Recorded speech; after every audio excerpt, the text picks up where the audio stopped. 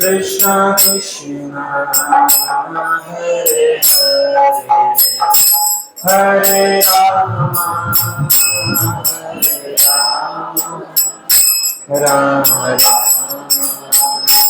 Hare Hare Hare Krishna Krishna Krishna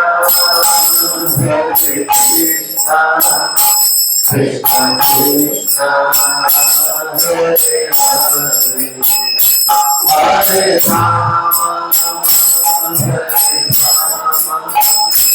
Rama Rama Rama Hare Hare Hare Krishna Krishna Krishna Krishna Hare Hare Hare Rama Hare Rama Rama Hare Hare Hare Krishna Krishna Krishna Krishna Hare Hare Hare Rama Hare Rama Rama Rama Hare Hare Hare Krishna Krishna Krishna Krishna Hare Hare Hare Rama Hare Rama Rama Rama Hare Hare Hare Krishna Hare Krishna Hare Rama Hare Krishna Hare Krishna Krishna Krishna Hare Hare Hare Rama Hare Rama Rama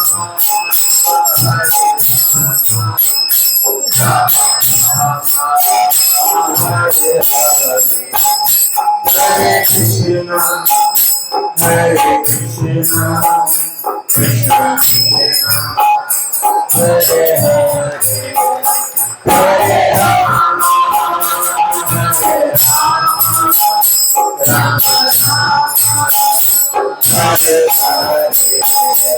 Rama Hare Hare Hare Krishna Hare Krishna Krishna Krishna Hare Hare Hare Rama Hare Rama Rama Rama Hare Hare Hare Krishna Hare Krishna Krishna Krishna Hare Hare Hare Rama Hare Rama Rama Rama Hare Hare Hare Krishna Hare Krishna Krishna Krishna Hare Hare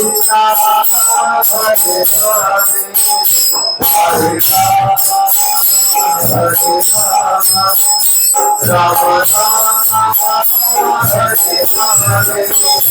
Hare Krishna Hare Krishna Krishna Krishna Hare Hare Hare Rama Hare Rama Rama Rama Hare Hare Hare Krishna Hare Krishna Krishna Krishna Hare Hare Hare Rama Hare Rama Rama Rama Hare Hare Hare Krishna Hare Krishna Krishna Krishna Hare Hare Hare Rama Hare Rama Rama Rama Hare Hare Hare Krishna Hare Krishna Krishna Krishna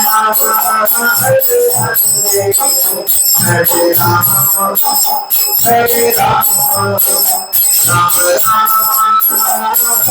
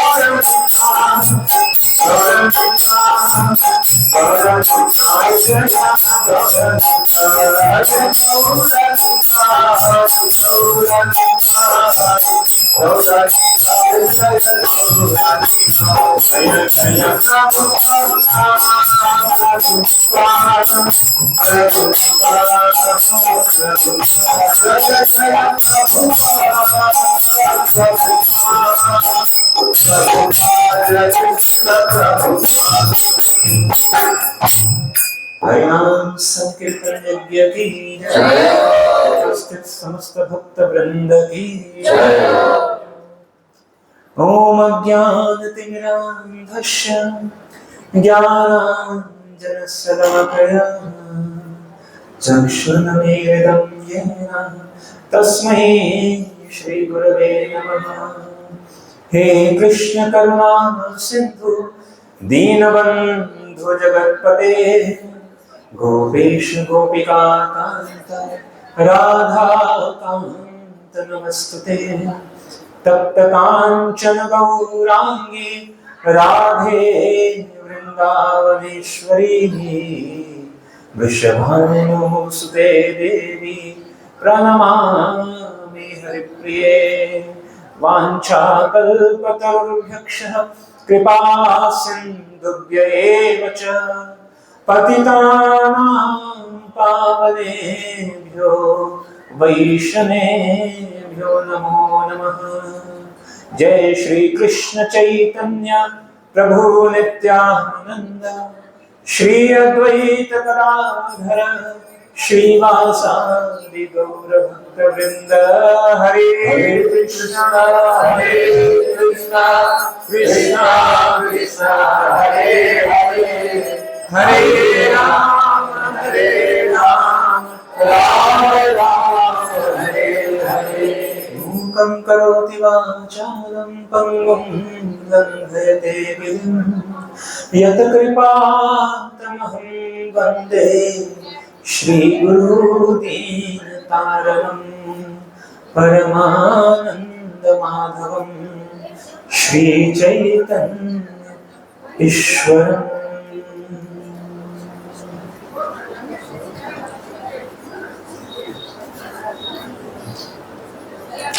हरे कृष्ण।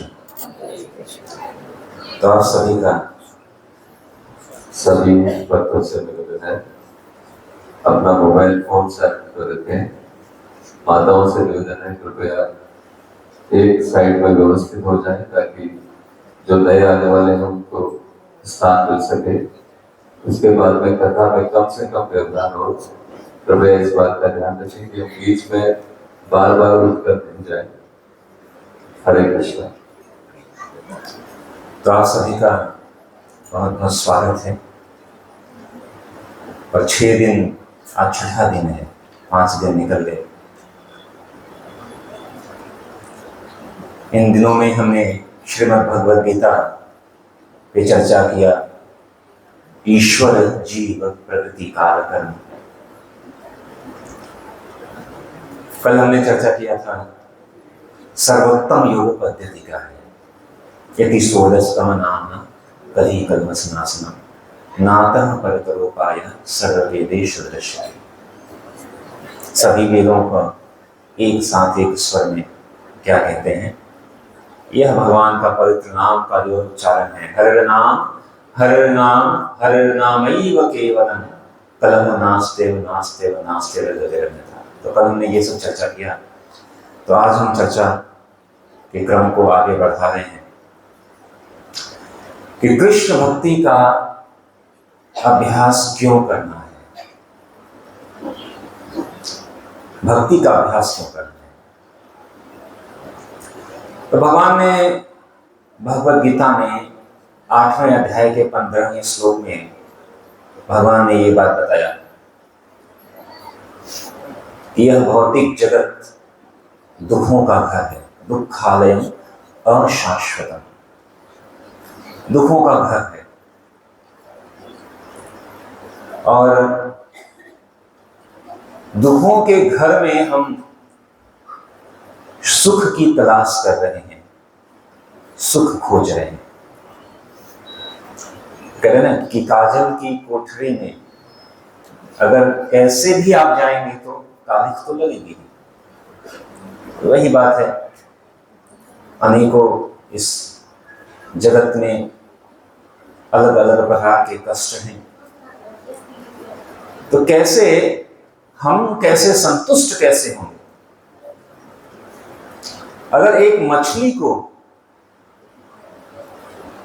कहा जाए कि चलो हम तुमको dollar दे रहे हैं, mobile दे रहे हैं, सब कुछ दे रहे हैं, तुम संतुष्ट हो जाओ। मछली केवल तभी संतुष्ट होगी जब वो जल में रहेगी।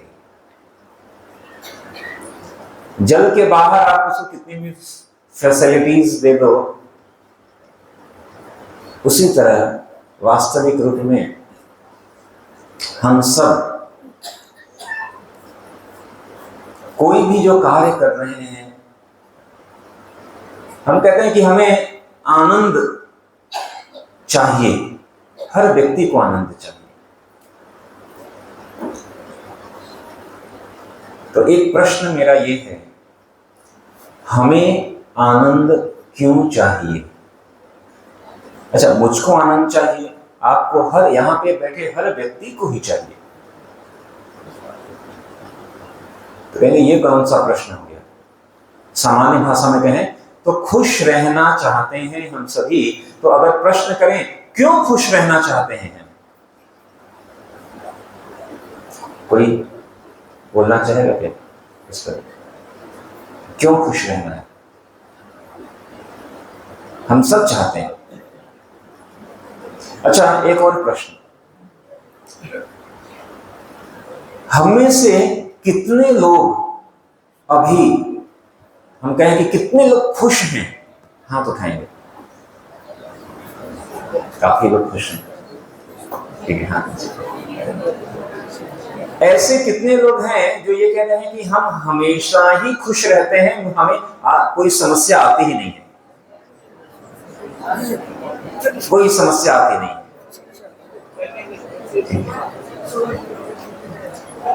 तो इस भौतिक जगत में अगर हम कहें कि समस्याओं की लिस्ट बनाएं तो हर व्यक्ति को अलग अलग तरह की समस्याएं हैं। ये बात भी हम चर्चा किए थे। सबकी अपनी अलग अलग समस्या, पूरी समझ। अगर एक विद्यार्थी है तो वो क्या कहेगा, हमारी सबसे बड़ी समस्या है ये परीक्षा, किसी तरह बस ये पास कर जाऊं, ठीक है, ये बस पास कर जाएं, उसके बाद अच्छे। किसी को लगता है बस जॉब मिल जाए तो अच्छे हैं, किसी को लगता है प्रमोशन मिल जाए तो अच्छा है। अनलिमिटेड, अनएंडिंग डिजायर, इच्छाओं। तो यहां पे दिखाया जा रहा है कि एक मछली को कहा जा रहा है तुमको होम थिएटर देंगे, एसी कार, कोल्ड ड्रिंक देंगे, सोने की थाली में पिज्जा देंगे, सोने के सिंहासन पर बिठाएंगे, बंगला देंगे और बहुत सुंदर कोजी बेड देंगे, सब कुछ। लेकिन ये सब पाने के बाद भी मछली जो है संतुष्ट नहीं होगी। और यही कारण है, हमको लगता है कि बस ये प्राप्त कर लेंगे तो संतुष्ट हो जाएंगे। कोई वस्तु, हमें लगता है कार खरीद लेंगे बस, हमें लगता है घर बना लेंगे बस, उसके बाद किसी को कोई लगता है कोई वस्तु प्राप्त हो जाए, किसी को लगता है कोई व्यक्ति प्राप्त हो जाए, बस मेरी इससे शादी हो जाए बस। किसी को लगता है कि बस मैं मैनेजर बन जाऊंगा बस, और तो क्या चाहिए जीवन में, कोई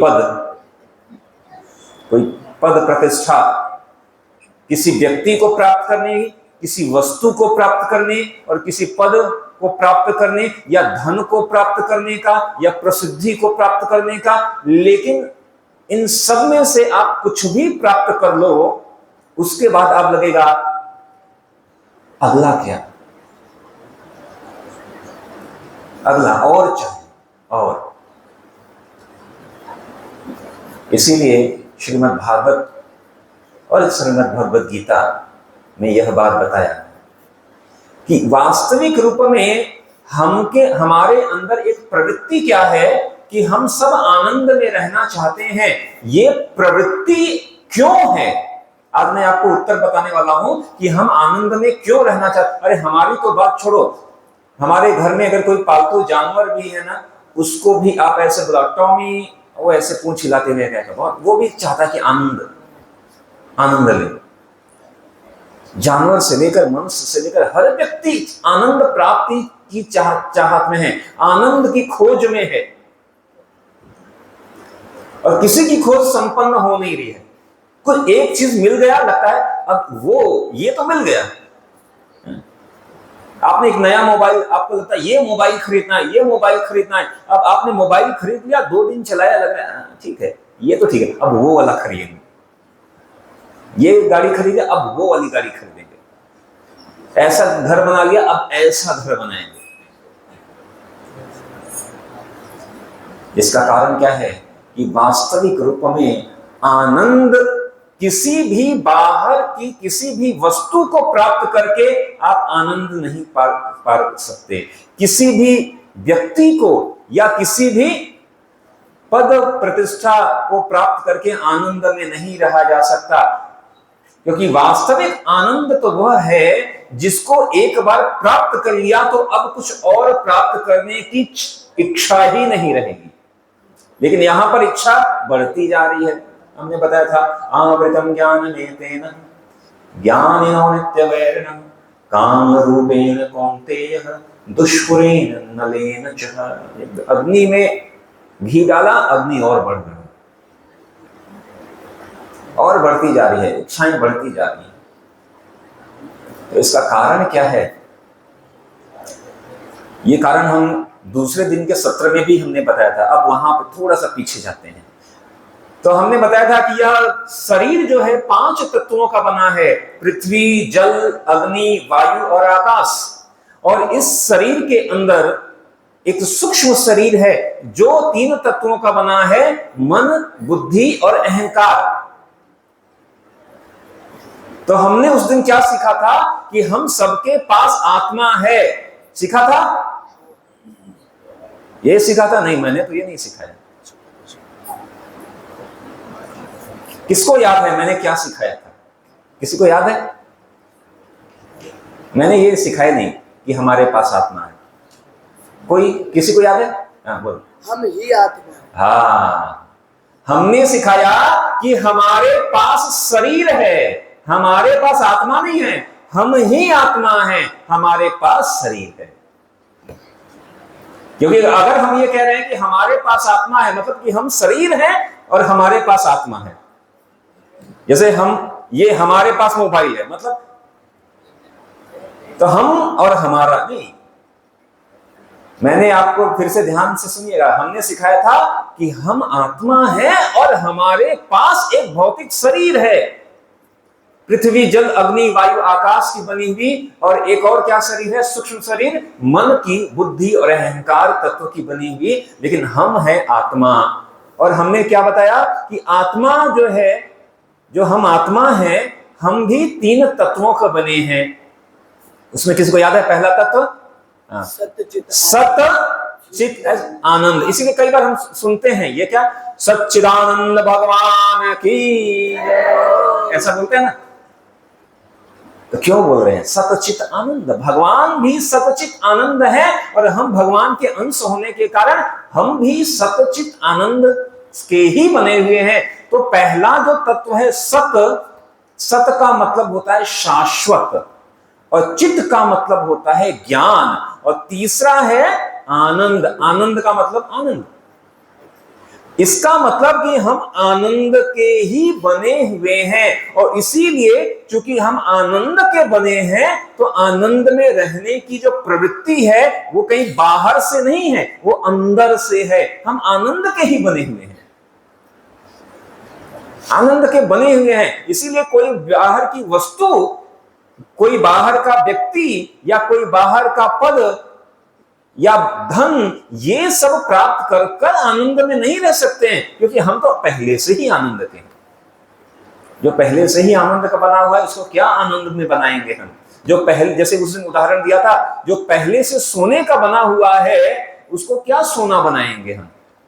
वो पहले से ही सोना है। अंतर क्या है कि हम ये बात भूल गए हैं। ठीक है, भूल गए। तो भक्ति का एक उद्देश्य है कि हम ये जो भूल गए हैं इसको याद दिलाना। ठीक है, बस याद दिलाना है, ऐसा है ही नहीं। कुछ नया नहीं करना है, ऐसा नहीं करना है कि नहीं हम आपको कुछ नया नहीं, बस याद दिलाना है, या दूसरे शब्दों में कहें जो आवरण हो गया है उस आवरण को हटा देना है। आवृतम ज्ञान में देना, अज्ञान का जो आवरण है उसको जब निकाल देंगे तो हम आनंद तत्व के बने हैं। और इसी से संबंधित एक और चीज है, हम में से कौन है जो मरना चाहता है? कोई नहीं। इसीलिए यक्ष ने युधिष्ठिर महाराज से कई प्रश्न पूछे, और उसमें से एक प्रश्न पूछा कि किम आश्चर्य, सबसे बड़ा आश्चर्य क्या है? तो उन्होंने कहा सबसे बड़ा आश्चर्य तो यही है कि प्रतिदिन लोग जा रहे हैं और उसके बाद हमें लगता है हम नहीं, हम तो यही रहेंगे। हमारे दादा के दादाजी चले गए लेकिन लगता है हम तो यही रहेंगे। ये सबसे बड़ा आश्चर्य। प्रतिदिन लोग जा रहे हैं लेकिन हमें लगता है हम यही रहेंगे। हम मरना ही नहीं चाहते, नहीं मरना चाहते। अब अगर मैं पूछूं क्यों नहीं मरना चाहते हैं, क्यों नहीं मरना चाहते हैं, तो इसका भी उत्तर यही है। क्यों? क्योंकि पहला तत्व क्या है आत्मा का? सत। सत का मतलब है शाश्वत, यानी आत्मा जो है वह शाश्वत तत्व का बना है, मतलब वो कभी समाप्त होता ही नहीं है। सीधी भाषा में कहें तो कभी मरता ही नहीं है। इसीलिए हम कहते हैं आत्मा तो अमर है। हम कहते हैं आत्मा अमर है। नैनम छुंदन्ति शस्त्राणि नयनम दहति पावक न चैनम कलेजंतापो न शोषयति मा। कोई काट नहीं सकता, जला नहीं सकता, कुछ भी नहीं कर सकता, मरता ही नहीं। हम मरते ही नहीं। सबको बड़ा डर है आहार निद्रा भय। भय में सबसे बड़ा भय अगर कुछ है तो मरने का भय, बड़ा कठिन। मरने का भय सबसे बड़े, सभी भयों में सबसे बड़ा भय मरने का। लेकिन अगर गीता का ज्ञान प्राप्त हो गया तो अमर हो गए। अमर हो गए का मतलब गीता के ज्ञान से हमको पता चल गया, अरे हम तो शरीर है ही नहीं। जब शरीर है, हम तो आत्मा है और हम तो मरते ही नहीं है, तो फिर डर क्यों? डर क्यों है? अच्छा, डर का एक और कारण होता है।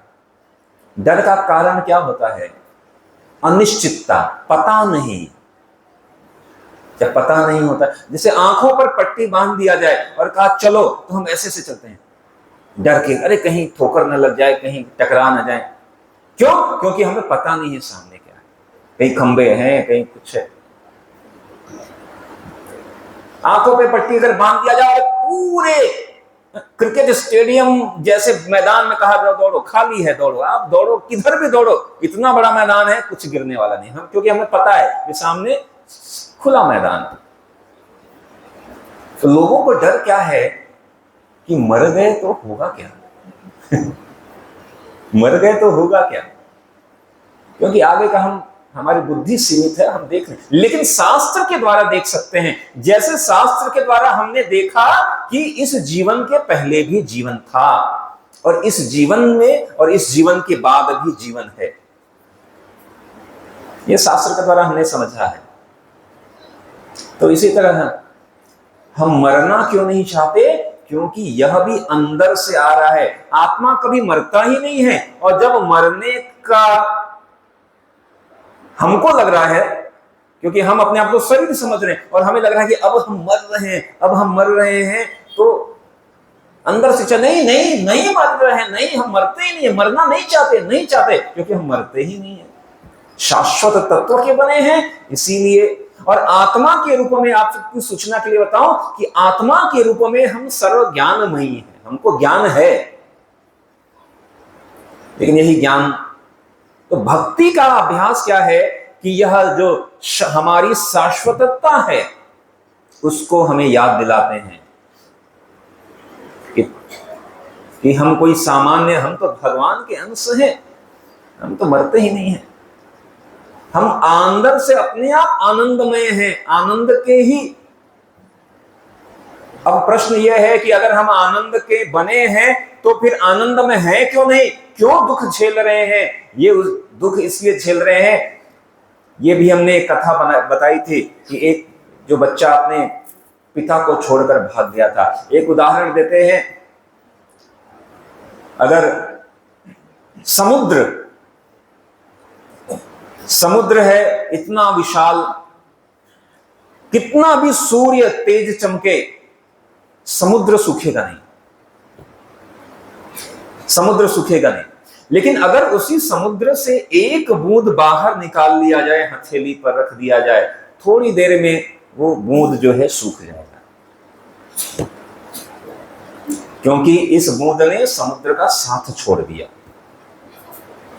इसी तरह भगवान है सिंधु के समान और हम हैं बिंदु के समान।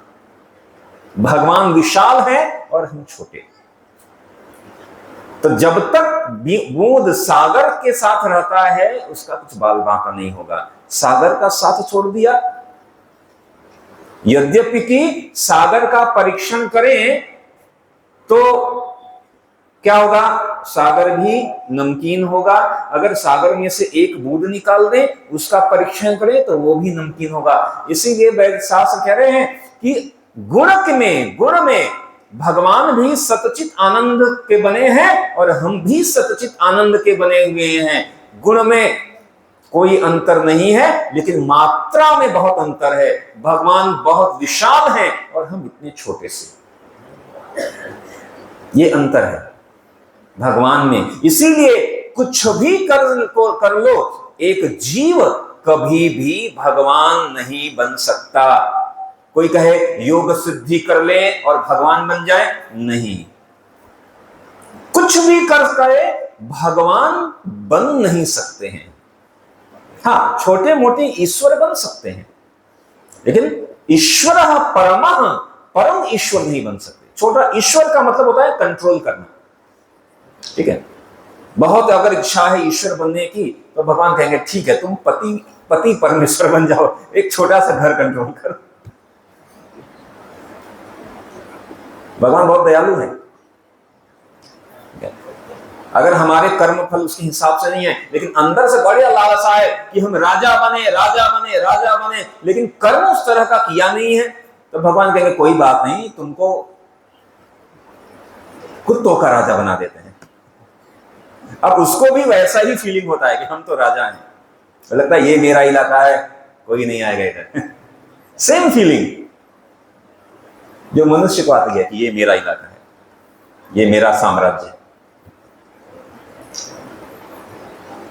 तो हम आनंद में क्यों रहना चाहते हैं? इसका उत्तर है क्योंकि हम आत्मा है, हम आनंद के बने हुए हैं। हम मरना क्यों नहीं चाहते? क्योंकि हम आत्मा है, हम सत तत्व के बने हैं और इसलिए हम मरते ही नहीं है। जो कि हम मरते ही नहीं है तो अंदर से ये प्रवृत्ति है आनंद में रहने की, आप जो है कभी न मरने की और चीजों को जानने की।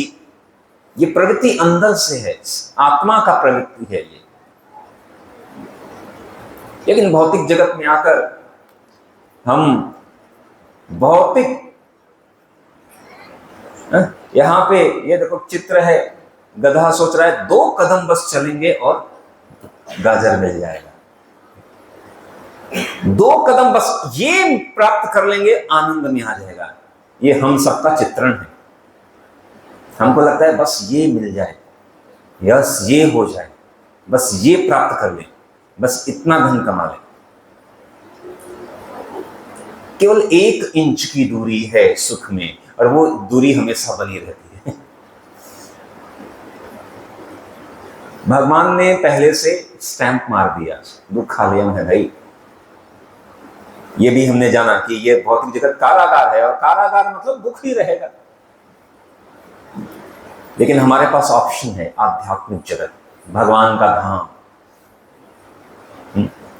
हमारा शाश्वत घर जहां के हम निवासी हैं। हमारा घर जो है यह जसवंतगढ़ नहीं है, या हमारा घर जो है सुजानगढ़ नहीं है, राजस्थान हमारा घर नहीं है। हमारा घर तो भगवान का धाम है। हम सब वहीं के रहने वाले हैं। यहां पर अभी मान लीजिए ट्रेन में सफर करते हैं ना, ट्रेन में सफर किया है, आपने बुकिंग कर दी, रिजर्वेशन कर दिया, अच्छा आपको सीट नंबर मिल गया S4 बोगी में सीट नंबर 2, आप बैठ गए। कोई दूसरा है नहीं, ये मेरी सीट है भाई, आपका कौन सा सीट है? ये मेरी सीट है, दूसरा नंबर मेरी सीट है। आप यहां से बैठे, लाडनू से बैठे और आपको जाना है दिल्ली, ट्रेन में बैठ गए। कुछ समय के बाद 7-8 घंटे के बाद दिल्ली पहुंच गए। अब दिल्ली पहुंच गए तो क्योंकि अब ये सीट नंबर मैंने बुक कराई है S2, इसको साथ में ले जाता हूं, मेरी है। अरे भाई तुम्हारी यात्रा खत्म, अब ये S2 पे सीट नंबर 2 किसी और को अलॉट करेंगे, किसी और की बुकिंग हो गई। अभी तुम्हारा खत्म, डेस्टिनेशन पर पहुंच गए, लक्ष्य पर पहुंच गए, अभी छोड़कर जाना पड़ेगा, इस सीट को छोड़कर जाना पड़ेगा। कोई है जो कहता नहीं हमने तो बुक कराई थी, ये तो मेरी है, टिकट है मेरे पास। अरे भाई टिकट तो है लेकिन तुम्हारी यात्रा खत्म हो गई, पहुंच गए। ये बुकिंग हमने करा के रखी है शरीर की, सीट नंबर अलग अलग सबकी सीट है, लेकिन जैसे ही यात्रा खत्म होगी सीट या शरीर को छोड़कर जाना पड़ेगा। क्लेम नहीं करेंगे। किसी को दुख होता है क्या? कोई रोता है क्या? अरे नहीं हम तो बुक कराए थे, अभी इसको छोड़कर जाना पड़ा है। नहीं, हमें पता था कि ये केवल कुछ समय के लिए हमें अलॉट हुआ था, अभी ये हमारी है ही, हमारी थी ही नहीं, केवल कुछ समय के लिए। इसी तरह यह शरीर हमें कुछ समय के लिए मिला है। अभी हम इस शरीर को सोच रहे हैं नहीं ये तो हमारा ही है, ये शरीर हमारा ही है, अभी इसको छोड़ने में बड़ा दुख होता है। तो एक समझ, इसलिए गीता भागवत से समझेंगे तो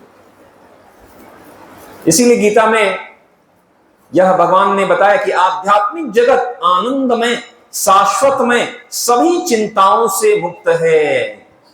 वैकुंठ, वै मतलब बिना, कुंठ मतलब कुंठा यानी चिंता यानी समस्या। वैकुंठ मतलब जहां कोई चिंता, कोई कुंठा, कोई समस्या नहीं, चिंतामणि। वैकुंठ धाम ऐसा धाम है जहां पर जो वृक्ष हैं वो कल्प वृक्ष हैं। कल्प वृक्ष मतलब पेड़ के नीचे बैठो, जो इच्छा करो आ जाएगा। वहां पर कोई चिंता ही नहीं, कोई कष्ट नहीं, वहां भुखमरी नहीं है भाई, केवल आनंद ही आनंद है, आनंद ही आनंद है। तो एक ऐसा जगत जहां पर शाश्वत आनंद है। और आनंद भी कैसा? भौतिक जगत और आध्यात्मिक जगत के आनंद में अंतर है। अंतर क्या है? आनंदम बुद्धिवर्धनम प्रतिपदम पूर्णामृत स्वादनम। भौतिक जगत का जितना भी आनंद है वो घटता जाता है, घटता जाता है, घटता जाता है। आध्यात्मिक आनंद बढ़ता जाता है, बढ़ता जाता है, बढ़ता जाता है, बढ़ता जाता है। उदाहरण जैसे मान लीजिए कि आपने, किसी ने अपना घर बनवाया, बहुत सुंदर सा आलीशान सा घर बनवाया, और आपने गृह प्रवेश किया, सभी को बुलाया, सब लोग आए, कहे क्या घर बनाया है, बहुत, और सब लोग आपको बधाई दे रहे हैं, बधाई हो, आपने आज गृह प्रवेश है, कितना सुंदर घर बनाया है। और फिर आप 20 साल के बाद एक व्यक्ति आए, कहे आपको बधाई हो, आपने कितना सुंदर घर बनाया। अरे क्या बताए, ये पेंट खराब हो गया है, यहां से ये निकल रहा है, वहां से वो निकल रहा है। जिस दिन आपने घर प्रवेश किया था, उस दिन जितना आनंद था 20 साल के बाद उतना ही आनंद है क्या? घट गया। नया कार खरीदा, आज कितना आनंद है, कितना आनंद है। दूसरे दिन, तीसरे दिन, हर दिन समय के साथ साथ वो जो आनंद था वो घटता जा रहा है। अब तो पुरानी हो गई, बहुत पेट्रोल खाती है प्रभु जी, अब तो सोच रहा हूं निकाल दो। इसी तरह चाहे कोई व्यक्ति है, किसी व्यक्ति लगता है कि बस इस व्यक्ति को हासिल कर लें, बस पूरा जीवन ही, तेरे बिना तो जीना तो क्या जीना। और जब उस व्यक्ति को पा लिया, फिर लगता है कि क्यों ही प्राप्त किया इसको। भौतिक जगत का कोई भी आनंद धीरे धीरे घटता जाता है, घटता जाता है, शाश्वत नहीं है। क्यों? क्योंकि वस्तु ही शाश्वत नहीं है, वो व्यक्ति भी शाश्वत नहीं है, वो शाश्वत है ही नहीं। लेकिन क्योंकि शाश्वत आनंद केवल शाश्वत चीजों से ही प्राप्त हो सकती है। आगे आ जाइए, थोड़ा थोड़ा समझो, जितना अगर आपके आगे जगह है तो आप आगे आ सकते हैं।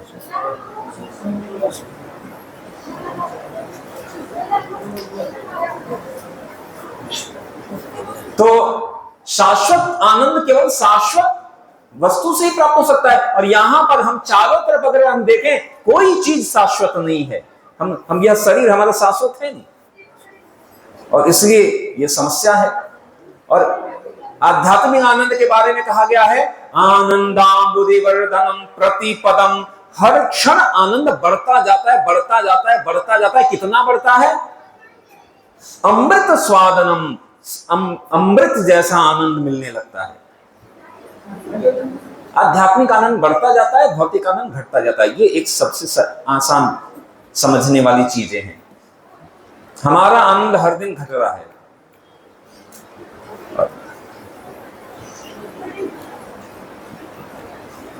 तो भगवान का आध्यात्मिक धाम शाश्वत ज्ञान में, आनंद में। लेकिन कोई भी व्यक्ति भगवान के साथ प्रेम और सेवा जागृत कर सकता है। हम सबके अंदर ही वह है। हर व्यक्ति के पास इतनी क्षमता है। कोई कहता नहीं नहीं हम तो नहीं कर पाएंगे, क्या करें? नहीं, हर जीव आत्मा के पास यह सामर्थ्य और शक्ति है कि वह भगवान के साथ जो है प्रेम को जागृत कर सकता है। और यही बात भागवत कहते हैं कि अगर आपको किसकी भक्ति करनी चाहिए, तो यहां पर श्रीमद् भागवत का श्लोक आता है, यथा तरोर्मूल निषेचनेन तृप्यन्ते तत्स्कन्धभुजोपशाखा प्राणोपहाराचेन्द्रियाणां तथैव सर्वाणमच्युतेज्या। अनुवाद, जिस तरह वृक्षों की जड़ों में पानी देने से तना, शाखाएं, टहनियां शक्ति प्राप्त करती हैं, और जिस तरह भोजन करने से शरीर की इंद्रियां, अंग प्राणवान बनते हैं, उसी तरह भक्ति द्वारा भगवान श्री कृष्ण की पूजा करने से भगवान के ही अंग रूप सभी देवता प्रसन्न हो जाते हैं। श्रीमद् भागवतम 4वां स्कंद 31वां अध्याय 14वां श्लोक। कहा कि अगर हम भगवान की पूजा कर रहे हैं तो सभी संतुष्ट, जिसके संतुष्ट होने से संपूर्ण जगत संतुष्ट हो जाता है। इसके लिए कथा आती है, आप सबने सुना भी होगा, लेकिन पुनः हम सुनते हैं इसको। कि पांडव जो है अज्ञातवास में थे, वन में गए थे। तो एक समय की बात है कि दुर्वासा ऋषि अपने कई हजारों शिष्यों के साथ आए थे हस्तिनापुर। दुर्योधन ने उनका स्वागत किया। मामा शकुनी ने कहा ये इनका अच्छे से ख्याल रखो, अगर क्रोधित हो गए ना तो गया तुम्हारा। बड़ा अच्छे से खिलाया पिलाया। और फिर दुर्योधन ने एक कूटनीति रची। क्या कूटनीति रची? कहा कि महात्मन, आपने हमारे यहाँ आकर हमें इतना कृतार्थ किया, लेकिन मुझे एक बात का बहुत दुख है। दुर्वासा ने कहा मेरे रहते हुए तुम्हें कौन सा दुख? कहा मुझे ये दुख है कि मेरे प्रिय पांडवों को आपकी सेवा का अवसर नहीं मिला, वो यहां है नहीं।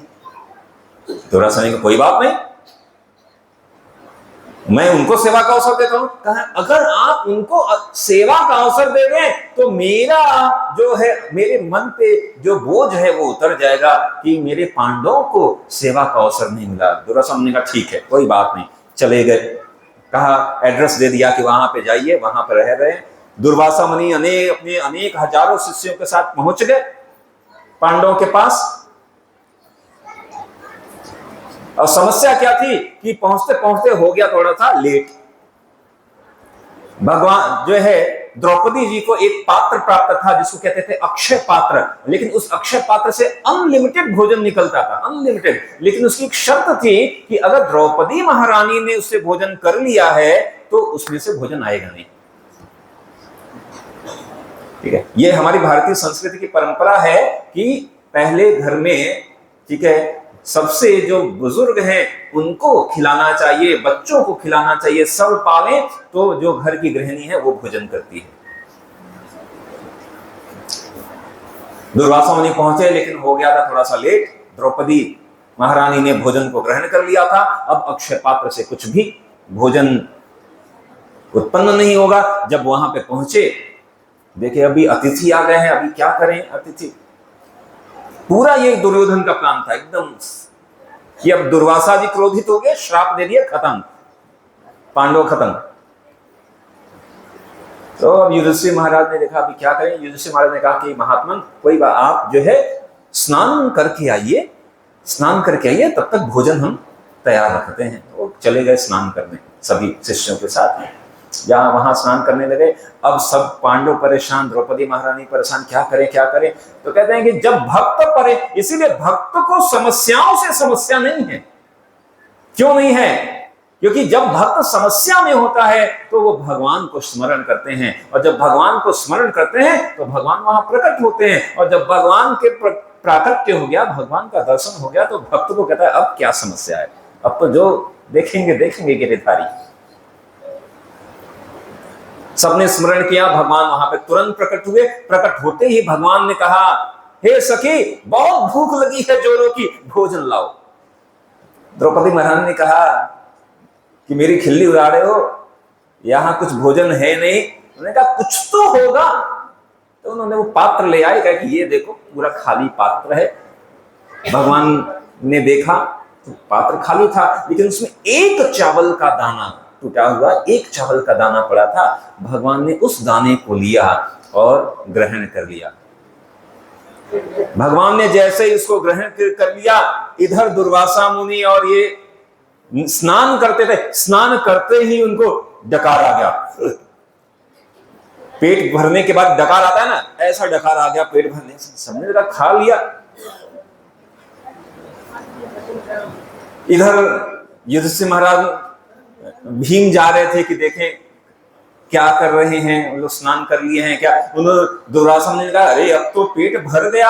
अब पेट भर गया, साधु मतलब अगर एक बार पेट भर गया तो वो फिर ग्रहण नहीं करेंगे वो। अब सबका एक साथ पेट भर गया। उधर से देखे भीम ऐसे गदा लेकर आ रहे हैं। सबने कहा अरे अभी हमने बोल दिया है भोजन तैयार कर दो, और पेट तो भर गया और देखो भीम आ रहे हैं बुलाने, अगर हम क्या करेंगे क्या करेंगे। सबने कहा चलो कोई बात नहीं, चुपके से निकले चलते हैं। बिना कुछ बताए सब लोग वहां से चले गए।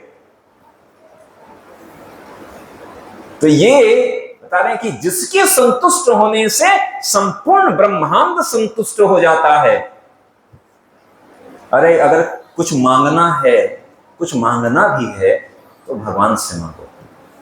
एक सिंपल सी बात है, मान लीजिए कि आपका पुत्र है, आपका पुत्र बगल के पड़ोसी से, किसी अनजान व्यक्ति, किसी से दूसरे से जाकर कहता है मेरे को खाना, मेरे को ये देंगे क्या? घर वाले कहते हैं खबरदार, तुमको चाहिए ही तो हमसे मांगो ना, हम सब देंगे तुमको, उनसे क्यों मांग रहे हो? अच्छा नहीं लगता है कि दूसरों से मांगना। तो जब हम किसी और के पास जाते हैं तो भगवान को भी यही फीलिंग आती है, अरे भाई तुमको जो चाहिए मैं दूंगा ना। इसीलिए कई जगह पर प्रेमी लोग कहते हैं कि Krishna is a jealous lover. मतलब एक समझ के लिए ऐसे कहते हैं कि जैसे पिता को क्या लगता है कि मुझसे जो मांगना, भगवान कह रहे हैं। जब भगवान प्रसन्न होते हैं तो सब कुछ दे देते हैं, कहना तुमको चाहिए तो मैं दूंगा, तुमको कोई दिक्कत नहीं है। योगक्षेम वहाम्यहम्, मैं करूंगा, ये मैंने वचन दिया है। जो भक्त जिसको जो चाहिए मैं दूंगा। एक बार ऐसे एक जो है भक्त थे और वो गीता, और गरीब थे बहुत, कुछ खाने कुछ रहता नहीं था उनके पास उतना खाने को कुछ, तो ऐसे गीता और हमेशा भजन भजन भजन करते रहते थे। उनकी पत्नी ने कहा कि तुम केवल ये भजन करते रहते हो, कुछ तो जाओ। उन्होंने कहा कि वो भगवान सबका पालन करते ही हैं। उन्होंने कहा कि भाई हमारा तो ठीक है, लेकिन हमारे बच्चे भूखे मर जाएंगे। और गुस्से में आकर जो है उनकी पत्नी ने, उन्होंने गीता लिया, गीता में लिखा था अनन्यश्चिन्तयन्तो मां योजना पर्युपासते तेषां अभियुक्तानां योगक्षेम वहाम्यहम्। उन्होंने पेन लिया, योगक्षेम वहाम्य को काट दिया। कहा इतने दिन से हम भूखे मर रहे हैं, क्या क्या? हाँ योगक्षेम, भगवान कह रहे हैं कि मैं तुम्हारी आवश्यकताओं की पूर्ति करूंगा, जो है उसकी रक्षा करूंगा, जो है उसकी पूर्ति भी करूंगा। और फिर पत्नी ने जो है ब्राह्मण को लाहना दिया, तो ब्राह्मण ने कहा कि ठीक है मैं जाता हूं, और बाहर गए भिक्षाटन के लिए। इधर जब बाहर भिक्षाटन के लिए जब गए तो कुछ देर के बाद 2 बालक आए और अपने सर पर ढेर सारा अनाज, चावल, सब्जी, बहुत सारे सामान दोनों अपने सर पे रख के लेके आए और दरवाजा खटखटाया। ठीक है, ब्राह्मणी ने दरवाजा खोला और जब देखा कि सामने इतने सुंदर बालक हैं और ढेर सारा सामान बोझा रखे हुए, जल्दी से उसने उतारा। उसने कहा यहां कैसे? उन्होंने कहा कि आपके पतिदेव ने भेजा है ये सारा सामान, आपके पतिदेव ने भेजा है सारा सामान। ब्राह्मणी बड़ी खुशी, उन्होंने ठीक है सामान रखा और इतने सुंदर बालक थे। उन्होंने कहा आओ बैठो। उसको देखते उनके अंदर मातृत्व की भावना जागृत हो रही थी। अंदर बिठाया, जब अंदर बिठाया तो देखा कि उनके पीठ पर जो है चाबुक के निशान हैं, जैसे किसी ने डंडे से चाबुक से मारा हो। उसने देखा कि अरे ये क्या? उन्होंने कहा कि क्या करें, हम सामान तो पहुंचा रहे थे लेकिन सामान पहुंचाने में थोड़ी देर हो गई तो आपके पति देव ने हमें डंडे से मारा। आज ब्राह्मणी देवी, आज तक कभी हमारे पति ब्राह्मण देव ने ऐसा कभी नहीं किया। और इतने छोटे बालक, इतने सुंदर बालक, इतने सुकुमार बालक, इनको कैसे कोई मार सकता है? उन्होंने कहा कि अभी आने दो, मैं पूछती हूँ ये कैसे किया। मैं कहती रुको तुम्हारे लिए मैं 5 जल लेके आती हूँ। अंदर वो जल देने गई, जल जब बाहर आई तो देखे कोई नहीं है वहां पर, बस सामान है। थोड़ी देर के बाद ब्राह्मण देव आए और ब्राह्मण देव आके उन्होंने कहा कि मैं क्षमा चाहता हूं, आज कुछ भी भिक्षा मिला नहीं। ब्राह्मण के पति ने कहा कि छूटो बोलो, इतना सामान भेज दिया, पूरा घर भर गया है सामान से, ये बात छोड़ो, पहले ये बताओ कि तुमने उन बच्चों को मारा क्यों? ब्राह्मण को कहा किन बच्चों को? ये देखो। अंदर गए तो देखे इतना सारा सामान पड़ा हुआ है। उन्होंने कहा ये सामान किसने भेजा? कहा कि 2 बच्चे आए थे और उन्होंने ये सारा सामान लेके गए। ब्राह्मण तो भक्त थे, उन्होंने तुरंत उनको अंदर से कांपने लगे। उन्होंने कहा कि तुम बता सकती हो कि वो कैसे थे? उन्होंने कहा हाँ, एक सांवले रंग का था और एक जो है श्वेत रंग का था, एकदम गोरा चिट्टा, और एक काले रंग का था, दोनों। उन्होंने कहा और क्या देखा? उन्होंने कहा उनके पीठ पर जो है डंडे का, चाबुक का निशान पड़ा हुआ था। निशान पड़ा हुआ था। ब्राह्मण के आंखों से अश्रुधारा निकलने लगी। वो तुरंत अपने मंदिर में गए, उन्होंने भगवत गीता को खोला, भगवत गीता को खोला और तुरंत ही जहां पर योगक्षेम वहाम्यम पे जो क्रॉस मारा था, उन्होंने कहा ये क्रॉस गीता भागवत केवल पुस्तक नहीं है, ये स्वयं भगवान ही है। इस पर संशय करना, क्रॉस करने का मतलब भगवान को चोट पहुंचाना। उन्होंने ऐसे काट दिया था ना कि ये काट दिया। उन्होंने कहा हमसे बहुत बड़ी भूल हो गई। ब्राह्मणी ने देखा, वो भी समझ गई। उन्होंने कहा वो तुरंत भगवान से क्षमा याचना करने लगी कि हमें अभी पता चल गया कि आप जो है योगक्षेम वहाम्यहम् जो लिखा हुआ है, इसलिए गीता भागवत का एक बात भी असत्य नहीं है। तो कहने का मतलब जिसके संतुष्ट होने से संपूर्ण ब्रह्मांड संतुष्ट हो जाता है। इसीलिए गीता में हम कह रहे हैं, भगवान ये बात कह रहे हैं कि फिर अलग से हमें वृक्ष में आपको वृक्ष को संतुष्ट करना है तो जड़ में पानी दोगे, अलग अलग पत्तों को, टहनियों को थोड़ी पानी देंगे। तो अगर भगवान को संतुष्ट कर दिया तो सभी अहम सर्वस्व प्रभो मत्तः सर्वं प्रवर्तते है, या भगवान कह रहे हैं भोक्ताराम यजतसाम सर्वलोक महेश, सभी लोगों का स्वामी हूं मैं। जब भगवान सभी लोगों के स्वामी हैं, भगवान से ही सब कुछ निकलते हैं, तो अगर भगवान को संतुष्ट कर दिया तो सब संतुष्ट हो जाएंगे। कई बार एक बार हम ऐसे प्रवचन दे रहे थे तो एक बार किसी व्यक्ति ने कहा कि स्वामी जी आप तो ऐसा कह रहे हैं, तो हम हमारे तो कुल देवी देवता हैं, क्या हम उनका उपासना पूजा छोड़ दें क्या, और वो हमसे रुष्ट हो जाएंगे।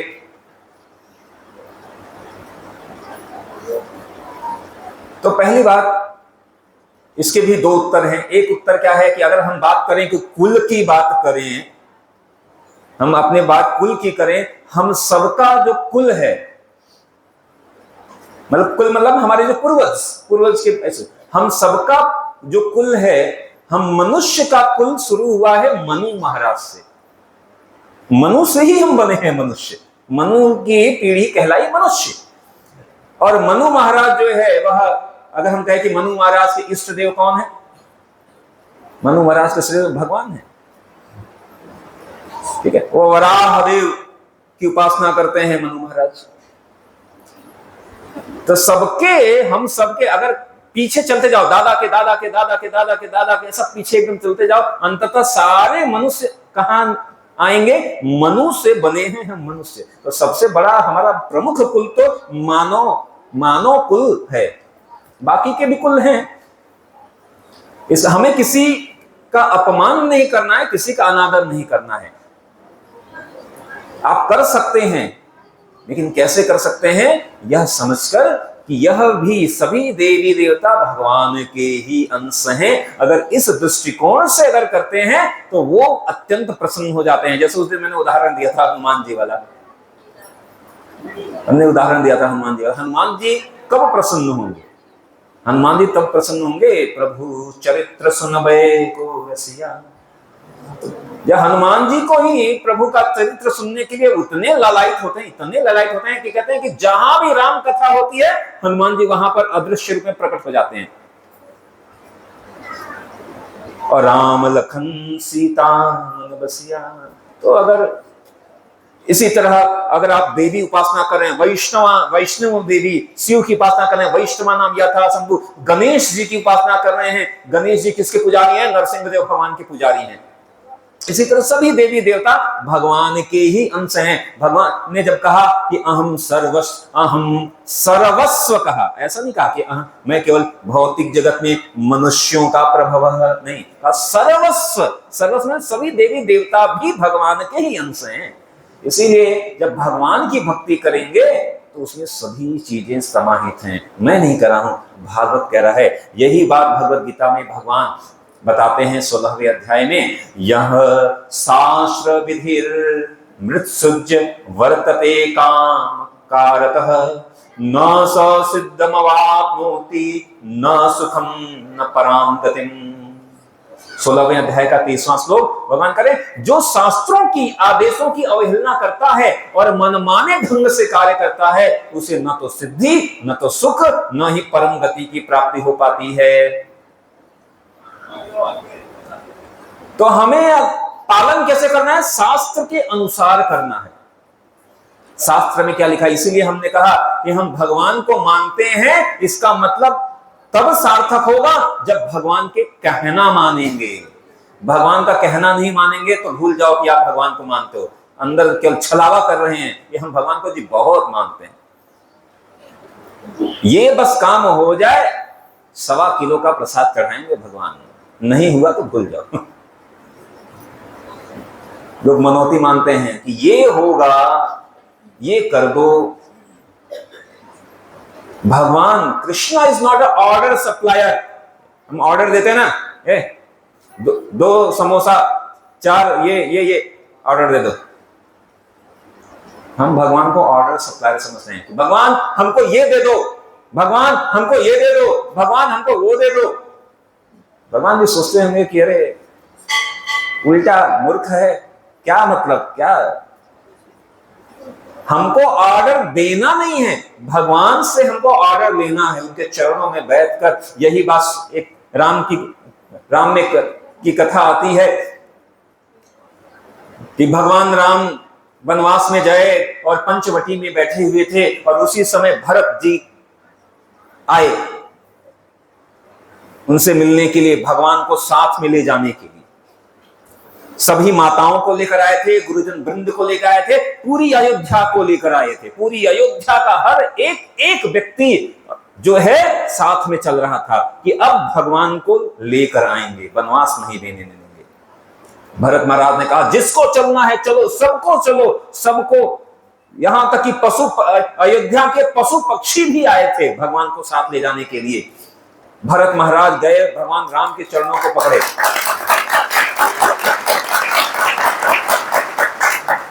राम के चरणों को पकड़े। उन्होंने कहा कि भगवान आपको चलना पड़ेगा, नहीं तो ये प्राण छोड़ के जाऊंगा, मैं यहां से बिना आपको लिए नहीं जाऊंगा। भगवान राम ने देखा या ऐसी, भगवान राम ने कहा ठीक है भरत, वो भगवान राम जिन्होंने कहा कि रघुकुल रीति सदा चल आई, प्राण जाए पर वचन न जाए। उन्होंने कहा भरत तुम्हारे प्रेम का सागर इतना अथाह है कि इसमें तो अनंत कोटि बार मैं अपने आप को निछावर कर दूं। अगर तुम कह रहे हो तो चलूंगा तुम्हारे साथ। भगवान राम ये बात मान गए थे चलने के लिए। भरत जी बहुत प्रसन्न हुए, बहुत लोग प्रसन्न हुए और वहां पे गुरुजनों को बताया। गुरुजनों ने कहा कि भरत आपका प्रेम का सागर तो पूरे ब्रह्मांड को बहा दे, भरत आपके इतना प्रेम है। लेकिन उस सभा में एक और व्यक्तित्व आए थे जिनको विशेष रूप से बुलाया गया था, और वो थे जनक महाराज। माता सीता के पिताजी जनक महाराज को बुलाया गया था। जनक महाराज के पास भी ये खबर गई, वहां पे खबर गई तो जाकर सबने कहा कि देखो यहां पर विशेष जनक महाराज आए हैं और वो सबसे आध्यात्म दृष्टि में सबसे वरिष्ठ हैं। वो उनका नाम वो जनक है। आप इसलिए आप जाइए, भरत जी को कहा कि आप जाइए और उनसे आज्ञा भी लीजिए राम जी को लेके जाने के लिए। जब जनक जी के पास भरत जी गए तो जनक महाराज ने भी ये बात कहा कि भरत आपकी प्रेम की ऐसी शक्ति है कि भगवान सब कुछ छोड़ दें, अपने आप को मिटा दें, आपके प्रेम में इतनी शक्ति है। लेकिन जनक महाराज ने एक बहुत सुंदर बात कही। उन्हें कहा कि लेकिन भरत एक बात सुनिए कि आप कहते हो कि आप भगवान के दास हो, तो दास कभी भी डिमांड नहीं कर सकता है। दास ये नहीं कह सकता मुझको ये चाहिए। हमने उस दिन बात किया था ना गोपी गीत में, सूरत नाथ है अशुल्क दाशिका। गोपियां ने कहा हम तो अशुल्क दाशिका हैं, तो दास, हम तो भगवान के दास हैं। उन्होंने कहा कि अगर तुम भक्त कहते हो, तुम दास कहते हो, तो दास कैसे डिमांड करेगा, ऑर्डर कैसे देगा कि भगवान आपको चलना पड़ेगा ऐसा। हालांकि प्रेम में कई बार ऑर्डर दे सकते हैं, प्रेम में ऑर्डर भी दे सकते हैं कई बार। उन्होंने कहा कि दासत्व में प्रेम में ऑर्डर है, लेकिन प्रेम के साथ साथ आप क्योंकि दास है भगवान के, तो दास कभी भी स्वामी को ऑर्डर नहीं देता है। उन्होंने कहा कि भक्त वो है जो ये ना देखे कि मेरी प्रसन्नता किसमें है, भक्त वो है जो देखे कि भगवान की प्रसन्नता किसमें है। और अगर तुम भक्त हो तो जाकर श्री राम के चरणों पे गिरो और उनसे पूछो कि भगवान आपकी प्रसन्नता किसमें है, आप मुझे बताइए। भरत महाराज की आंखों से अश्रुधारा निकली। उन्होंने कहा कि आपने मुझे बचा लिया। उन्होंने कहा कि मैं तो बहक गया था, मैं तो बहक गया था, आपने मुझे बचा लिया। भरत जी दोबारा गए राम जी के पास, राम के चरणों को पकड़ा। राम ने कहा कि अभी आपने जो कहा था तो करने के लिए तैयार हूं, अब चरण क्यों पकड़ रहे हो? तो उन्होंने कहा कि भैया मुझसे बहुत बड़ी गलती हो गई, बहुत बड़ी गलती हो गई, मैं अपना स्थान भूल गया था, मैं तो दास हूं, आप मेरे स्वामी हैं, आप बताइए भगवान कि आपको क्या, आप क्या चाहते हैं? तो भगवान राम ने धीर गंभीर मुद्रा में कहा कि भरत, अगर तुम मुझसे पूछ रहे हो तो मैं चाहता हूं कि तुम अयोध्या के राजा बनो और मैं पिता के वचन की पूर्ति करने के लिए 14 वर्ष के वनवास जाऊंगा। इतना सुनते ही भरत जी का जो हृदय है ना, जैसे कि फट गया हो। लेकिन भरत जी ने फिर कहा कि ठीक है। उन्होंने कहा भैया बस एक आदेश नहीं है, बस एक प्रार्थना है। प्रार्थना यह है कि आप ये अपने चरण पादुका दे दो, ये चरण पादुका को बिठाऊंगा उनको, आपके चरण पादुका, और मैं नीचे बैठूंगा और राज्य करूंगा। भगवान ने कहा ठीक है, इतना कर देते हैं। तो भक्त मतलब वो भगवान से डिमांड नहीं करता, वो भगवान, वो कहता है भगवान मैं कैसे आपकी सेवा करूं, मैं कैसे आपकी सेवा करूं। शास्त्र ये बता रहा है, अन्यथा मनमाने ढंग से अगर हम कोई भी रीति, कोई नियम कर रहे हैं, क्यों कर रहे हैं? अपने, अच्छा मेरे को अच्छा लगता है, अरे तुमको अच्छा लगता है, भगवान को क्या अच्छा लगता है ये तो पूछो, ये तो जानो भगवान को क्या अच्छा लगता है। इसी तरह, इसीलिए आगे उसी में कहते हैं तस्मात् शास्त्रम प्रमाणन्ते कार्याकार्य व्यवस्थितो ज्ञात्वा शास्त्र विधोन्मुक्तं कर्म कर्ता विहारसि। अतएव मनुष्य को यह जानना चाहिए कि शास्त्रों के विधान के अनुसार क्या कर्तव्य है और क्या अकर्तव्य है। ऐसे विधि विधानों को जानकर ही कर्म करना चाहिए, जिससे कि बस धीरे धीरे क्रमशः ऊपर उठ सके। तो शास्त्र को जानना चाहिए पड़ेगा हमें। हम ये नहीं कह सकते कि हमको तो पता ही नहीं है, इग्नोरेंस इज नॉट ब्लिस। तो हमें जानना पड़ेगा। आगे उसी में, तो इसीलिए यह कृष्ण भावनामृत में भक्ति में अगर आगे बढ़ना है तो शास्त्र क्या बता रहा है? शास्त्र बता रहा है कि ABCD, भक्ति का ABCD क्या है? A फॉर एसोसिएशन, यानी साधु संग। बिना संघ के, संघे शक्ति कलियुगे, बिना संघ के कोई भक्ति नहीं कर सकता है। भरत महाराज अपना सब कुछ छोड़कर चले गए वन में, भाव के स्तर पर थे, लेकिन सब कुछ त्याज्य है, लेकिन भक्तों का संग त्याज्य नहीं है। जहां सब कहते हैं कि सारे शास्त्र एक दृष्टि से क्या कहते हैं? लव मात्र साधु संग सर्व सिद्धि होय। एक लव मात्र मतलब कि सेकंड का 1000वां भाग, एक तरह से उसमें भी अगर साधु का संग कर लिया तो सारी सिद्धियां प्राप्त हो सकती हैं। संघ, अकेले नहीं, अकेले भक्ति होती ही नहीं है, अकेले भक्ति कर नहीं सकते। क्यों? क्योंकि मन आपको घुमा देगा, फिर मनमानी करेंगे अपने मन का। तो साधु के संघ में भक्ति करनी चाहिए, भक्तों के संघ में जब हम कर रहे हैं, और भगवान को ये बड़ा पसंद है, ठीक है, ये भगवान को ये बड़ा पसंद है।